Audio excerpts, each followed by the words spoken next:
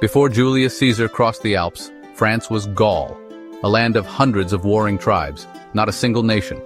For centuries, these tribes fought, allied, and feuded, never uniting for long. The Romans saw them as barbarians, useful, but never a real threat. The shock isn't that the Gauls resisted Rome, but that they nearly defeated it. One man, against all odds, united them. Imagine uniting every rival gang in a city to fight a superpower. That's what happened. The Gauls were fierce, but divided by language, gods, and old grudges. Uniting them took a leader with vision and charisma, someone who could make them see Rome as the true enemy. This was no simple revolt. It was a national war for survival. The Gauls fought not just soldiers, but the idea of Rome, order, conquest, and the slow erasure of their world. Every Roman road, every new settlement chipped away at their culture. The resistance was born from the realization that inaction meant extinction. The Gallic Wars are often told as Caesar's story, but they're also the story of a people pushed to the brink. Years of Roman manipulation and arrogance had created a powder keg. The Romans thought they had Gaul under control. They were wrong. A single spark would ignite a rebellion that shook the Republic.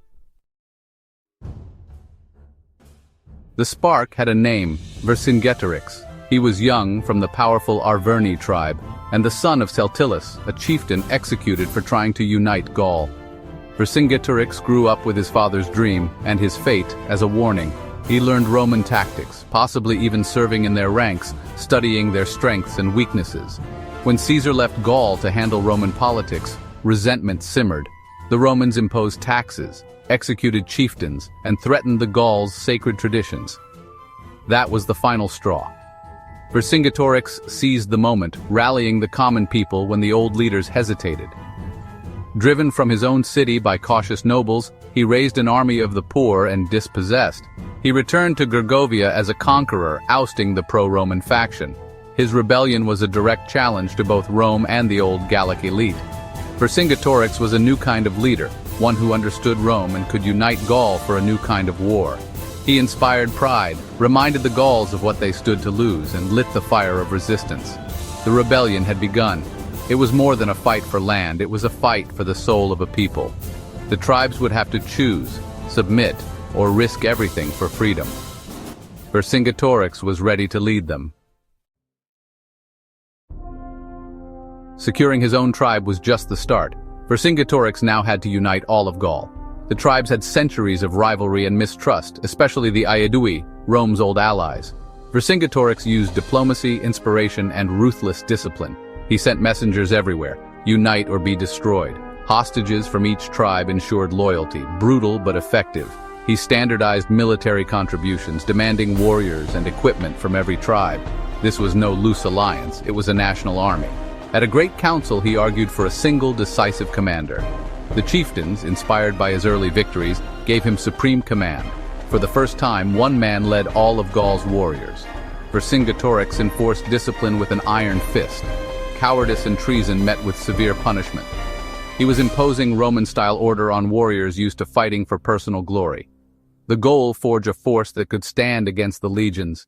He was building an army in Caesar's image to defeat Caesar himself.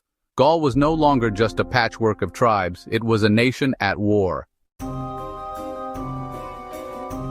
Vercingetorix knew he couldn't beat the Romans in open battle, so he chose a ruthless strategy: starve them out. The plan was simple: destroy everything the Romans could use. The Gauls burned their own towns, villages, and fields, turning their land into a wasteland. It was a massive sacrifice, but Vercingetorix convinced them better to lose homes than freedom.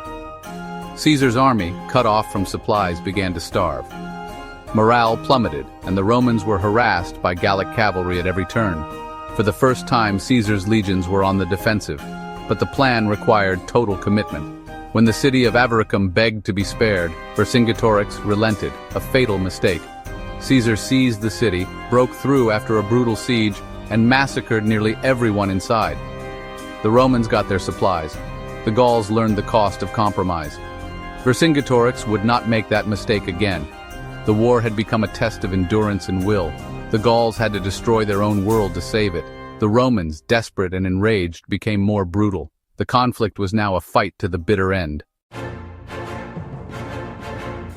After Avaricum, Vercingetorix retreated to Gergovia, a mountain fortress, nearly impregnable. Caesar, confident from his last victory, laid siege, expecting another easy win. But Gergovia was different, steep, well defended, and with Vercingetorix's main army on high ground. Caesar's attempts to breach the defenses failed. The Aedui, Rome's old allies, switched sides, cutting Caesar's supply lines. Caesar tried a risky feint, drawing Gallic forces away for a surprise assault. At first it worked. Romans breached the walls, but discipline broke down. The legionaries pushed too far, too fast. Vercingetorix counterattacked, trapping the Romans and inflicting heavy losses. Caesar suffered his first clear defeat in Gaul, losing dozens of officers and hundreds of men. He was forced to retreat. The victory at Gergovia electrified the Gauls. Caesar was not invincible. The rebellion reached its peak. For a moment it seemed Gaul might win its freedom. Emboldened by victory, Vercingetorix's cavalry pushed for a direct attack, but the Romans repulsed them. Realizing the danger, Vercingetorix withdrew to the fortified hilltop of Alesia with 80,000 warriors. Caesar saw his chance and surrounded Alesia with a massive wall, 11 miles of fortifications. Expecting a relief army, Caesar built a second 14-mile wall facing outward. Now, Caesar's 50,000 men were trapped between Vercingetorix inside and a huge Gallic relief force outside.